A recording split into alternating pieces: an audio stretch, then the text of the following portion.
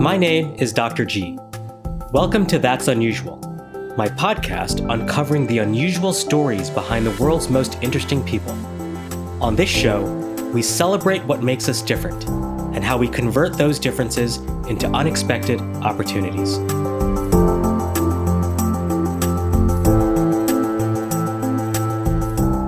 Welcome to That's Unusual. We have another great episode for you today. My guest is Chris Schroeder, a serial entrepreneur, venture investor, former digital media executive, and author of Startup Rising, a revolutionary playbook for how startups can and will shift the global economy from the bottom up. Chris co-founded healthcentral.com, one of the nation's largest social and content platforms in health and wellness, and is the former CEO of Washington Post, Newsweek Interactive, and Legislate.com. He is now most well known for the evangelistic work centered around the thesis of his book, Startup Rising, which highlights the increasing role startups play in the Middle East and other emerging growth markets. In this episode, Chris shares with us what he discovered along his enlightening journeys in traveling to the Middle East, why the Middle East is not what the media portrays, how startups will define and shape world economic progress, what opportunities he sees on the horizon for upcoming startups and entrepreneurs, and how his upbringing shaped his current thinking, and much, much more on this episode. As you listen to this podcast show, I ask that you reflect on your own unusual stories and unique qualities that can help open doors to unexpected opportunities. And so with that, let's get started. Welcome to the show, Chris. It's great to be here. How are you? I'm doing wonderful. Thanks. How about yourself? Fantastic. Great to be here. Good. I'm so excited to have you on the show today. We have so much to talk about, and I don't even know where to begin with you, but I think the best place to start, I mean, you've been an entrepreneur, you've been an investor, you're an author, a big advocate and evangelist for innovation and entrepreneurship around the world. I think the best place to start perhaps is to start current and work our way backwards and really sort of uncover, the root of Chris and sort of the inspiration and influences that you've had. So you've recently, or relatively recently, published one of the best-selling books called Startup Rising, The Entrepreneurial Revolution, Remaking the Middle East. And I think it's very fascinating and very timely, especially given a lot of the political conversations that are being had around emerging markets and immigration and so forth. But before we dive into some of the elements of the book, can you tell us about perhaps why you chose to write on this topic? I have spent a lot of my time traveling around the world, and I've prided myself in the companies I've run and the activities I've done to not be too trapped by my own story, narrative bias of things. I literally have outsourced technology to almost every corner of the world, but it was a visit in 2010 to the Middle East where I saw at the first really large gathering of startups there, an incredible gathering of young people using technology in the ways we're all familiar with everywhere else, and building amazing enterprises completely off of the narrative of fundamentally doom and disaster that not only is instilled upon us in CNN and so on, but was my own version. I mean, again, I've been all over the world, and I knew the access to technology was changing the world everywhere. But even in my own mind, the idea that then Mubarak's Egypt could have great software engineers building great enterprises was profound to me. And I really felt, frankly, like an idiot. And I just felt like I was trapped in my own bias. So it began a journey of one, just wanting to understand it more in terms of this amazing thing happening in the Middle East, and at the same time, the lens of what's happening around the world. And after I sold my last company, I was approached by a book agent who thought I had been writing and talking about things that no one else was talking about. And I thought, what better a way to spend a year to really delve into these issues and to actually try to research it, to report it out in a very significant way. And then, of course, to publish something that hopefully would be at least impactful to people who are thinking about the world differently, and certainly would be amazing clarification for myself about how worlds were changing. I think it's very interesting to see your perspective, in terms of the Middle East, because like you mentioned, we see a lot of doom and gloom on CNN and other media networks that don't necessarily portray what is actually happening on the grounds of the Middle East. And I think it's fairly exciting stuff. What would you say when you first, started your travel journeys and exploring different parts of the world, what were your preconceived notions going into it, and what changed as a result of having interacted with a number of those folks? I'd been to the Middle East before as a tourist and had a great affection for it and respect for it. But I think when I began this sort of accidental journey that began in 2010 and then dug into it thereafter, the real question on my mind was, what happens when most of the world has access to effectively supercomputers on their person? What happens when, by the end of this year across the Middle East, maybe 2 years from now, across the Middle East, 2/3 of humanity will have a smart device, which is, as you know, more computing power on each person than all of NASA had to put a man on the moon in 1969. What does that unleash? How do people engage with each other, connect with each other, see how they're solving problems, which means they can solve problems, bring that home to their own backyard to solve problems, and actually be able to actualize them cheaply, affordably, not only then regionally, but then, much more broadly. And so that question, that string about what is being unleashed by this access to technology and this new generation who assume nothing other than it, what would that mean in changing the world? And I think seeing that through the lens of course, the Middle East is many different countries with many different countries. We Americans tend to lump it all as one thing. Yet it was very consistent from Jordan to Lebanon to Egypt to the Gulf that young people just thought, this is an amazing opportunity and I'm going to build things that were never there before. And that was to me very profound. And of course, as you know well, is global. Yeah, absolutely. And I've got some friends over in Egypt and other parts of the Middle East. And in fact, I spoke at a conference out in Dubai last summer, and it was just fascinating to see all of the development that was happening on the ground there. What would you say in terms of, the development that's happening out there? What's different that's sort of burgeoning and growing within the Middle East and sort of the larger region of that area compared to what you see here in the States and other parts of the world?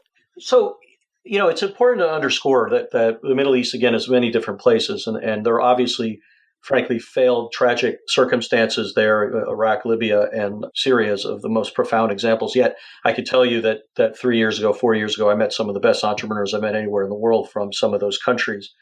But the thing which I think is so powerful there is that there's actually a model that's not only amazing in and of itself, but I think it has lessons for other countries that are doing better and even countries coming out of conflict to be able to look at. And that's the one you just alluded to, which is the UAE generally and Dubai in particular. I mean, we've known for some time that this was an amazing city of physical brick and mortar and finance, which rose literally from the desert 10 or 20 years ago. But what I think a lot of people misunderstand is that the entire government there and business generally speaking is putting amazing focus on innovation and technology at world-class levels. And so they're passing laws, a rule of law to have open, exchange of people, goods, ideas, capital. They are pushing very hard on open education and the best in 3.0 governance. In fact, most of the government interactions with technology are frankly much better than what we find in the United States. And with that, they're creating an environment where the best talent of the region and beyond want to come because success breeds success. They can actually build and succeed there. And with that, they're able to spin back off to their home countries. They're able to keep operations in their home countries, but have this amazing area and space to be able to innovate, which I think we in America completely underestimate. We tend to think of it as like this little country doing interesting things without understanding the hypocrisy and the innumeracy of that, right? Because at one level, we will say, that ISIS, a group of 30 or 40 or 50,000 people, albeit with many hundreds of thousands perhaps of other people that might support a certain vision, but the vast majority, 350 million people in the Arab world are not that way. And yet we see a country of 9 million people with this amazing thing happening, and we somehow or other don't see it for its multiplier impact across the region, across Africa and beyond. And I think we need to have two parallel things in our mind. We have to say, okay, there's very tough stuff going on there. We need to acknowledge it and understand it. At the same time, there's a new generation that's technology enabled with models like what we see in the UAE, what frankly we've seen in Jordan, and potential around the region. That's happening too. It's not one or the other, but we spend all of our time on the negative and not enough on the positive. And I think that's just something that we miss as Americans and are not appreciating what examples and power that's happening there that will be relevant not only to the world, but even to us. What do you think it'll take for them to sort of, battle that perception that most of the world has in terms of the Middle East? I mean, how do they essentially organically grow their element of innovation and spread that across to the rest of the world? I think it's happening regardless of what people's perception on. I think in many respects, it's up for other people in the world to begin to travel there, see it, and look at the nuance and understand it on its own terms. There was a time, in your and my lifetime, not 10 years ago, certainly 20 years ago, when we would talk about certain parts of Latin America as rising and places like Colombia as unmitigated disaster. Now, today, Colombia is a jewel of Latin America. It's one of the fastest growing economies. It's very large and is incredibly vibrant technology and entrepreneurial ecosystem. And all of a sudden, the conventional wisdom is not what we see on Narcos and Netflix, but the conventional wisdom is what we see for what it is today. And I think as success breeds success, we will be able to focus in more on other narratives. The thing is, no one on the ground is waiting for other people's benediction or other people's acceptance. They're building anyway. And there are going to be setbacks, and there's going to be terrible news, and there's going to be tremendous pain, as there was in Colombia and as was in Korea in the 70s, as there was in Singapore in the 60s and 70s. But we need to be looking at multiple narratives now and see what is happening going forward, because among other things, we can support it, be helpful to it, and of course, engage in it in a very different way. Yeah, well said. Do you think, by doubling down on the entrepreneurial and innovation focused community in those areas is sort of the antidote toward minimizing some of the dependence on oil in that region? It is an antidote. I think one of the things, a lot of times people will say to me, so entrepreneurship and tech-enabled entrepreneurship, that's nice, but it's kind of a sideshow. And I think what they miss in that is that we are entering an era where, for all intents and purposes, every company, every operation is a tech operation or a tech company. I mean, you buy a cup of coffee, that's a tech transaction. Look under your hood of your car today before even we're talking about Teslas. And these are software-driven devices of great sophistication. And I had this interesting conversation from an oil executive from Qatar who said to me, this innovation stuff, this technology stuff you're talking about is, it's a sideshow. And I said, so how did you find your last hole? And he kind of laughed and he said, well, I guess we are a technology company. I'm like, of course you're a technology company. So I think that in the end, it is a component in of itself, and it's a great answer for young people, and it's happening anyway. But I think it's important to underscore that all the skills that are needed in terms of innovation, math, science, art, engineering, all those skills are not only relevant to this particular sector called entrepreneurship and tech-enabled entrepreneurship, but it's in fact essential to any 21st century competitive economy. Now, you talked about something very interesting, the sort of openness to partnerships.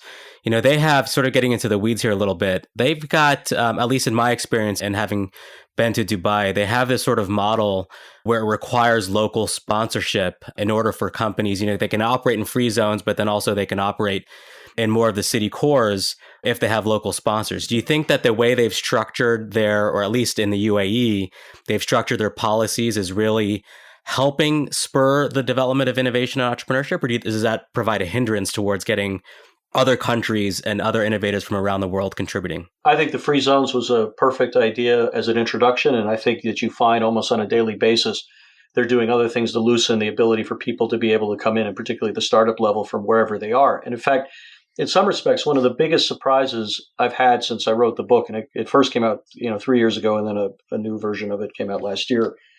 And one of the things that surprised me is back then, Dubai was this amazing, economic hub. It was this amazing physical city that rose from nothing, and all that was true. But it was less about startups, in part because it was kind of expensive to be there, and there was a lot of expats there, and startups were happening more indigenously. But I think one of the big things that has happened in the last few years, and I think rule of law played a big part of this, is that people from around the globe, and certainly from around the region, the best talent just simply wants to be there because it's easier for them to succeed. And so there is this literally flywheel or network effect of the more great talent is there, the more great talent wants to be there. And in some respects, that takes care of itself more than anything else. I have no doubt that the governments across the Emirates will have been and will continue to embrace this. Things will open up in different and interesting ways. But it is the network effect of talent that's really driving this more than almost anything else. How much do you see is being developed organically versus those sort of inorganic, where they're bringing in outside partners to help recreate models of innovation? I mean, one of the examples, of course, I'm heavily involved in healthcare. And, one of the challenges that I saw is that they were looking to institutions like the Cleveland Clinic and Johns Hopkins and so forth as models that they can import into UAE and then find ways to replicate that. I mean, I felt like that replicating external models in your local environment doesn't seem to work.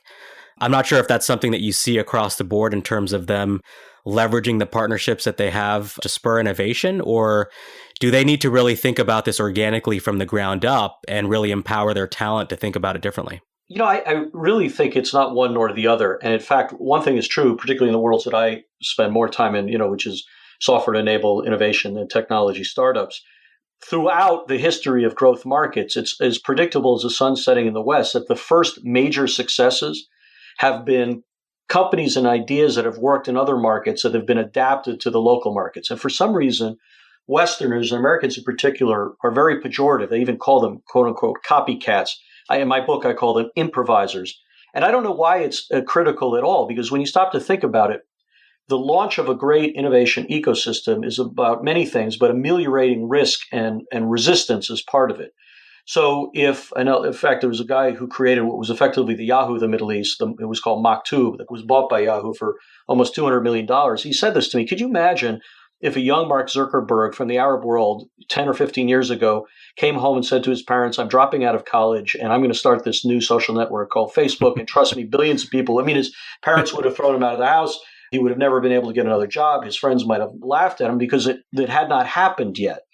But what ends up happening, and it's happened in China, it's happened in Russia, it's happened in Brazil, it's happened across the world, is that someone wakes up, as Sami Toukan did, the founder of Maktub, and said, do you like email? Yeah, I like email. Would you like it better if it was in your own language, Arabic? Yeah, I would. Do you like Yahoo? Yeah, I love Yahoo. Would you like it just as much or better if there was a Yahoo of sorts relevant to you, content to you in your language? Yeah, I would like it. And all of a sudden, a few investors come in and say, this would be actually pretty big. It, of course, then becomes this success that sells. But more importantly, it then spins off other companies and other entrepreneurs who succeed. So one of the companies that spun out is Souq.com, which some people would like to say is the Amazon of the Arab world, though I'll tell you it's much more complex and nuanced in the way it gauges in the community there. It just raised global venture capital at a valuation over $1 billion in the last 6 months. Now, it is already spinning off companies in fintech and other different areas. And so success breeds success, which means innovation is unleashed by a different definition, meaning the very act of having something that wasn't there before allows businesses and the ecosystem to rise and do interesting things. But secondly, with this access to technology and with success breeding success, people fundamentally say in the Middle East, a mobile first society can say, I'm going to make a new adaptation. I'm going to do something that'll be innovative for my country or for my region. And someday, some of it's going to be globally innovative. And we just see this playing out in every other country. It's going to happen in the Middle East as well. So I actually think there's tremendous value, and it's about staging. And I think great value is also being created because of it. What do you think has been the role of women in the Middle East? Are they very active in this innovation entrepreneurial sector, or is it still something that they're grappling with to get them a little bit more involved? The Economist had an article last summer, where it estimated that 25% of the tech-enabled startups across the Middle East are run by women. 25%. Love it. Try to find that in Silicon Valley, if we can be blunt here. And it's amazing. And I interviewed many of these women. I mentor and have engaged with many of the entrepreneurs. And it's interesting because at one level, they absolutely wrestle unique aspects of society and expectations, which are difficult. But to a person, to an entrepreneur, they'll say the definition of a great entrepreneur is working around challenges. And we are totally accustomed to doing it. And frankly, when I interviewed them, particularly for the book, some women said, don't put me in a women's chapter. I won't have it. I'm an entrepreneur. That's what I am. And I'm building a company. And I've got some unique challenges. My country has unique challenges. But in the end, I am a problem solver.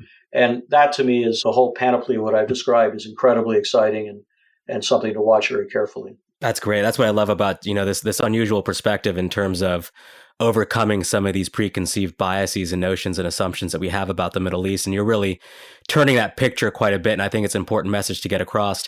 You share a number of examples in your book, and I'm sure they're ongoing examples, as days go by. But do you have one or two favorites that you can perhaps share with our listening audience that you think are very compelling? Well, it's impossible to pick favorites because there's so many that are so powerful, but almost by grouping, again, if there are these great improvisers of scale, Souq.com and Ronaldo Mouchouar, who's the founder of it, a great Syrian entrepreneur based in Dubai now. I mean, it's just an incredible story. And, right now, in fact, it came before Uber, but the first ride-sharing company in the Middle East, it was done by locals called Careem, and it's growing like gangbusters. And the two co-founders of that, are doing just amazing things and growing very well in the face of great Western competition.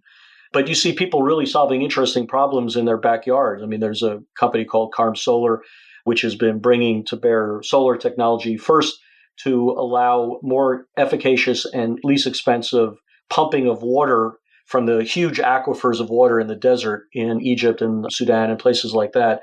saving a lot of costs and allowing each individual farm to be able to have access to water and not wait for government subsidized diesel to get to them. And they're solving a huge problem. There's a company called Recyclabikia, which realized that people were just simply throwing out electronics and it was stacking up as garbage. But what if you took a hold of them and stripped them and resold back some of the valuable inerts and at the same time then could melt down the simple leftover metals that you have? Couldn't you build not only a great business, but have a great impact on the environment?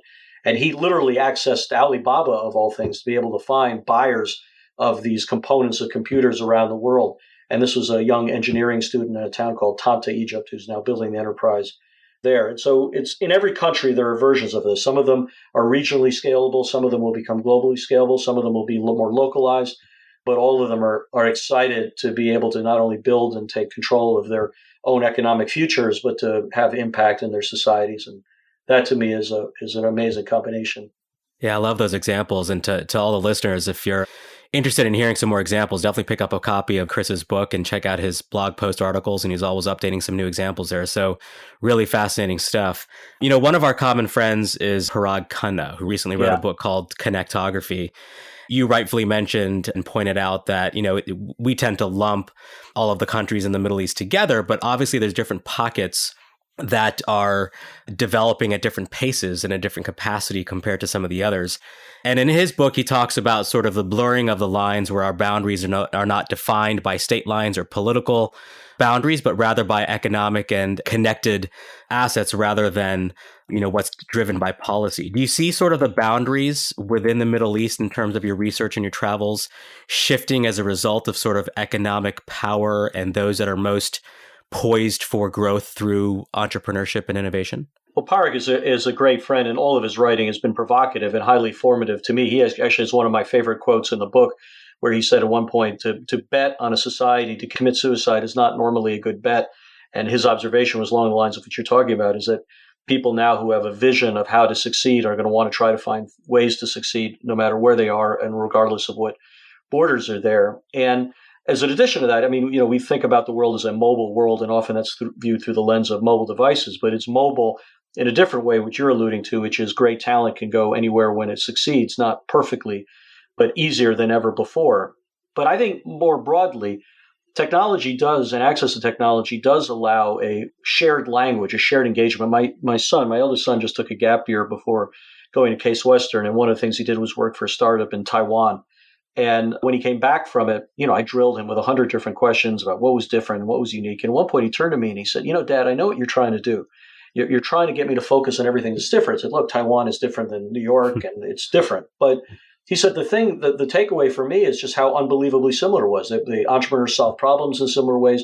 They face similar challenges. The cultures of their company have the ups and the downs that other companies he had seen and heard me talk about and so on. There is this sort of not only shared language and shared ability to access best ideas wherever they are and to collaborate because of technology, but there is a shared camaraderie. There's a shared experience base, which I think is completely borderless. And it's not to say that borders are not there. If you're an e-commerce provider and it's hard for you to move goods from one place or another, or if there's rule of law that blocks your ability for an investor to get capital out, this is still an enormous problem. But we're seeing it chip away at this bottom up just by the nature of the dynamic that you and Parag described so well. A lot of folks would say that, the mindset of Silicon Valley and what we've developed here in the Western world, industrialized world, should be exported into other countries. And we certainly see a lot of influence occurring around the world. But I'd like to argue and say that there are probably things that we can learn, in our developed Western world that we can import from, the Middle East and other parts of the world. What would you say are things that they're doing right that potentially we could learn from them sort of in a reverse fashion? First of all, I could not agree with you more. If we had this conversation 10 or 20 years ago, to make it a global technology fundamentally meant to make it in the West and in fundamentally the United States. And this goes back to the hardware days, Sony and the manufacturers of hardware. To make it in the world meant to make it fundamentally here. Well, that's changed completely, right? It's a world where there's economic opportunity and economic growth everywhere. And by definition, there is a key of understanding localness, culture, religion, rule of law, last mile logistics, technology, behavioral needs and requirements that if you have the hubris not to understand them, you will be missing out on what is the biggest trend of what's coming in the economy over the next 10 years, as opposed to thinking that the economy is going to be like the last 10 years. And so we're entering an area not where big Western tech juggernauts can merely think, I'm going to outsource cheaper engineering somewhere else, or I'm going to set up sales operations in different countries to eat my goods. It is an era for the wise, anyways, of co-authorship, because there's plenty, of course, that we can bring to the table. But to your point, understanding local markets, understanding local connections, hearing technology innovation ideas from people who have never known landlines, societies that are literally only thinking about new innovation and are layering it on very powerfully in not only their regional markets, but I think progressively in growth markets to growth markets. That kind of co-authorship and shared learning is what will make for great global enterprises. Anything less than that, it'll be a missed opportunity. Yeah, powerful stuff and very important point. So, Chris, your book has been out for a couple of years, and you mentioned that you had an update that you provided last year to your book. I mean, what would you say has changed? I mean, if you could rewrite a portion of your book, I mean, what has been done right? What has been done wrong? What would you rewrite in the course of your book now that you look back? At one level, there's not a lot new, except that the story of most of the companies that I covered have been successful, or at least, doing really interesting things. The bigger story is there's tenfold, maybe 20-fold new stories that I didn't have in the book, that could be told and are being told, even with the many that I wasn't able to put in that book. I think, secondly, on the positive side, there are top-down institutions and corporations and government that are embracing the 21st century and doing very powerful things. And of course, there are places that are slow to do it. And I think I've been maybe frustrated in some cases when I see such amazing opportunity in some of these countries that are not being embraced as quickly as potential would allow. The other thing, which is, and the new edition has this, really focused on the Arab world in the first book. Israel is very well written and everyone knows about it. Turkey could be a book in and of itself. This is happening throughout Africa. But in the update, I had visited Iran twice, one of the handful of Americans who got to go every couple of years. And everything that I've seen in these other growth markets is not only happening in Iran, but happening in Iran on steroids. It's some of the best engineers I've seen anywhere. The universities of engineering are over 50% women. The infrastructure is sophisticated. The airports are sophisticated. Technological access is much higher than we Americans think. And to my earlier point, if in fact government embraces and can sort of step back and get out of the way of unleashing some of this innovation bottom up, it's going to be an incredibly powerful force. And for the governments who choose to play more of a 20th century game, not only will it be a missed opportunity in the short run, but I've got to tell you, with the speed of which new technology in genomics, in AI, in robotics, in blockchain are coming, at some point, if you're not keeping pace, you may fall behind in a way that is almost impossible to catch up.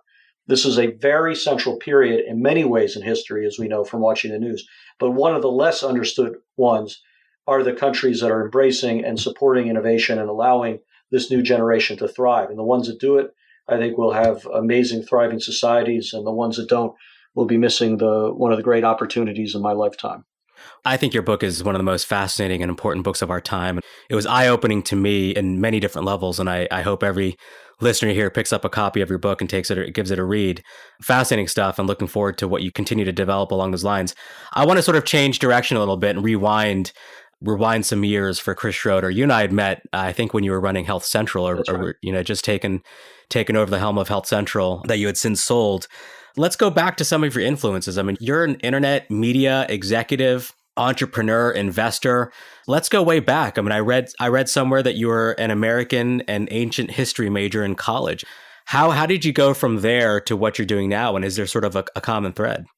A lot of times common threads are created in hindsight, and you don't necessarily see them there. And I'm old enough that I was in college. When I was in business school, just AOL was just really beginning and starting. And so the unleashing of technology was in a much more structured sense and became much different from my business school days and thereafter. But I think there are two things that fundamentally have connected me throughout the periods of studying liberal arts in college. And then I actually had a quick stint working in policy and government in Washington and Wall Street, and then the stuff that ended up being more technology and innovation focused. One is just a ravishing curiosity. I mean, I really like to shut up and listen and watch what's happening and really dig into people's stories and ideas and understand them and how they're using things and behaving with things. And that's been consistent throughout. And secondly, I really have been fascinated throughout by what happens by the unleashing of information in people's hands. So in a way, my thesis in college was about Anglo-American diplomacy in the Civil War and how access to information shaped decision-making. I worked briefly in the State Department for Secretary Baker and Robert Zoellick at a time when the Berlin Wall fell and things were just opening up all over the world in very uncertain times then. And all of a sudden, there was something called CNN, which made the news cycle 24/7 as opposed to waiting till 5 o'clock in the afternoon. And I can remember being in a briefing once where the best experts on earth were supposed to share with me something that was happening at Czechoslovakia at the time. And they literally put their finger to their mouth and pointed then up to the screen because CNN was giving them better information than they were getting at that time. And then, of course, when I went on to work at Legislate and be one of the guys to help build Washington Post Newsweek Interactive, that by definition was about the unleashing of information in more people's hands and what they could do with it and what empowerment would come. And of course, Health Central, which was, as you recall, a platform where people could not only find content, but find each other sharing the experiences that they've been through before, which unleashed a whole new way that people could make decisions about their own healthcare as someone they love.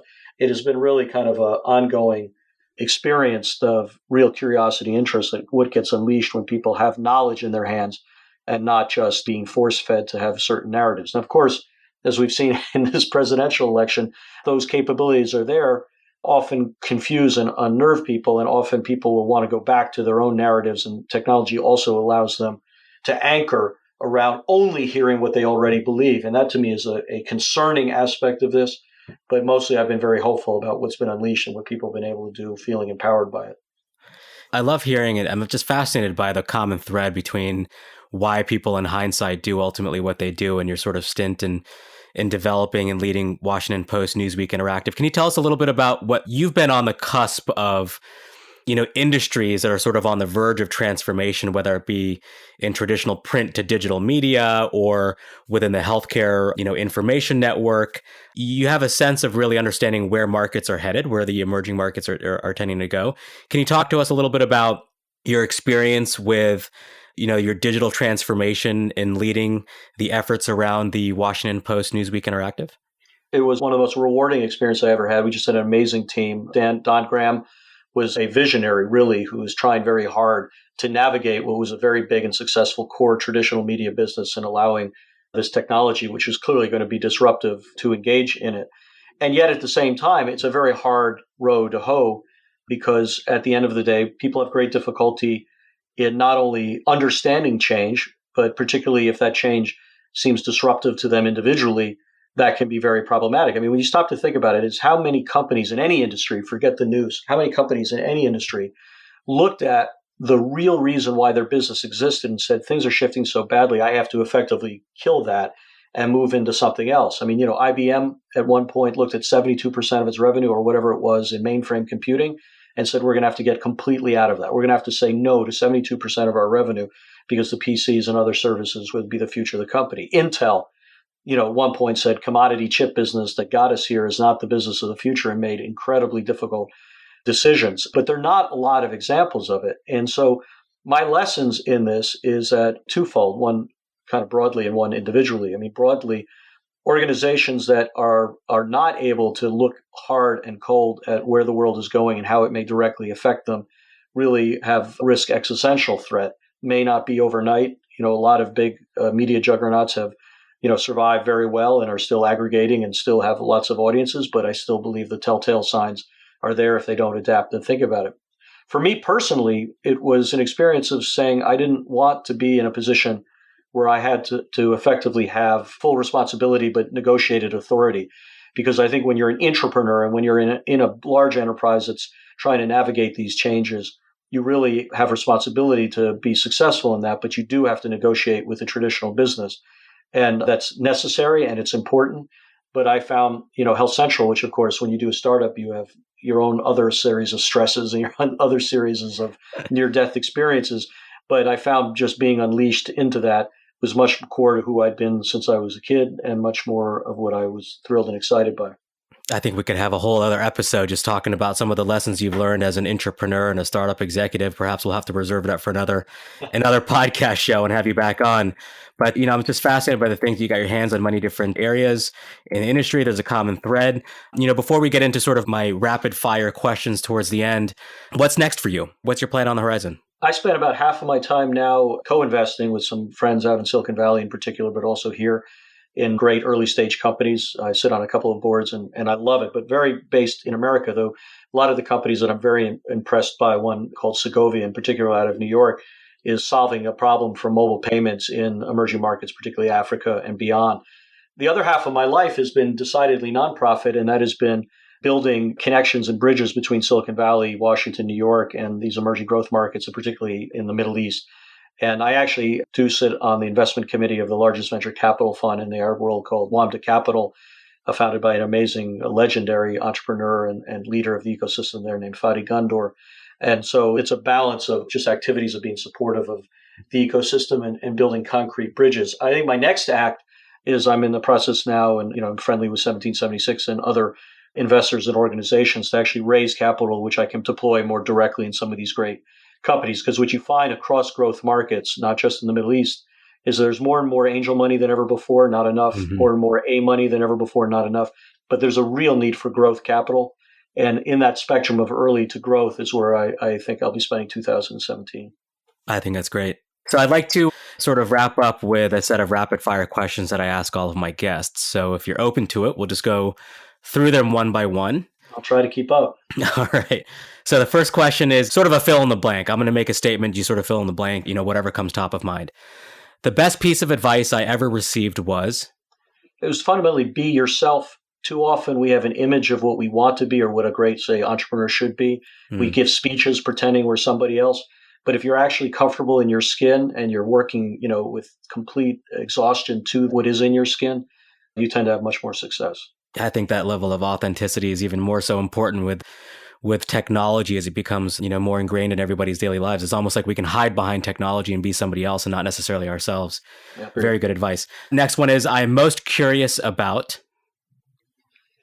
I think much of what we've been talking about now, I really am dying to see how it plays out, how the universal access of technology is going to really change societies. And I have no doubt that 5 years from now, you and I will meet over a sandwich, and places now that we think are very difficult and unsolvable are going to actually find amazing ways to solve themselves. Yeah. Now, of course, you've already written a book, but if you had to write an autobiography about yourself, the title of the book would be? I can't think of anything more boring than that for anybody. But I don't know what the title would be, but I could tell you that in it would be the word curious and curiosity, because it's shaped me and it's shaped my actions. And I think in my moments of hubris and arrogance, it keeps me humble. Well said. Yeah, I think probably similar lines for me as well. Two more. If you could invite 3 people over for dinner, dead or alive, who would you invite and what would you talk about? I would cheat and sneak in a fourth, but I would bring Jesus, Muhammad, and either Moses or Abraham, whoever's available. And I might stick in Buddha. And, I effectively would sit them around and say, so what the hell? What have we done in your name? What have we missed that could be so powerful? And so that would be a conversation I'd love, because I really think all these great faiths share much more than divide them. And I think that it's been our implementation of what these great men wanted that has slipped more than anything they represented. I think that could potentially be a nice follow-on book, looking at the perspectives of faith, how we essentially run our lives and whether it's working or not. That'd be fascinating. All right, last question for you. On this podcast, of course, we celebrate what makes us unique. So fill in the blank here. I'm unusual because? I think my whole approach to looking at the world and where it's going, and my aggregation of knowledge from so many people and my building of relationships with so many people, not wanting anything from them, but to share our curiosity and share our learning again. I just have frankly, a massive collection of people who are incredibly wise and experienced in different parts of where I think the world is going. And I think that curiosity with them and that reciprocity of shared learning is something which is, not maybe unique to me, but is something that is a focus of who I am. Well, thank you so much for those answers and for being a part of the show. I was extremely honored to have you on the show, Chris, and it was great catching up with you. You know what? Before we wrap up here, if someone wanted to learn more about you, your work, your book, where would you direct them? So the easiest, I'm easily found on all the social networks, but if you went to www.startuprisingbook.com, one word, you'll have some of my bio. You can reach out and connect to me there and of course, learn some of the great stories about what these amazing young people are doing in the Middle East and beyond. Wonderful. Well, thank you for being on the show.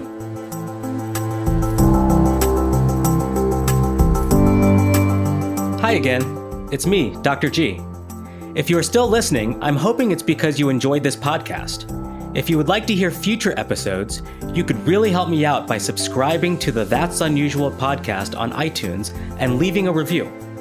It goes a long way in helping me get the word out from avid listeners like you. As a thank you, I will be selecting one new reviewer each week at random for a free private 15-minute phone conversation where you can ask me anything and get professional advice on your career or business to help you stand out and make a difference. Also, if you want to be notified of any future episodes, please visit that'sunusualpodcast.com and sign up to receive updates on new episode releases. Until next time, remember to always think unusual.